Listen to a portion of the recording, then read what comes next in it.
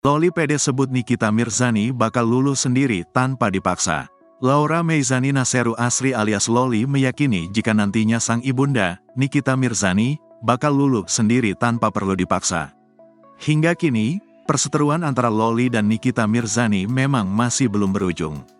Berniat ingin memperbaiki hubungan, namun niat Loli justru tak mendapat respons baik dari Nikita Mirzani. Loli pun menyebut Nikita Mirzani sosok ibu yang keras kepala dan egois. Maka dari itu, saat ini Loli memilih legowo dan percaya suatu saat nanti Nikita Mirzani bisa memaafkan dirinya. Jadi biarin aja nanti dia lulus sendiri, nggak perlu dipaksa, kata Loli. Loli pun menyebut dirinya bakal terus berupaya agar hubungannya dengan sang ibu bisa membaik. Terlepas dari perseteruan yang belum mereda, Loli bakal tetap menganggap Nikita sebagai ibu kandungnya.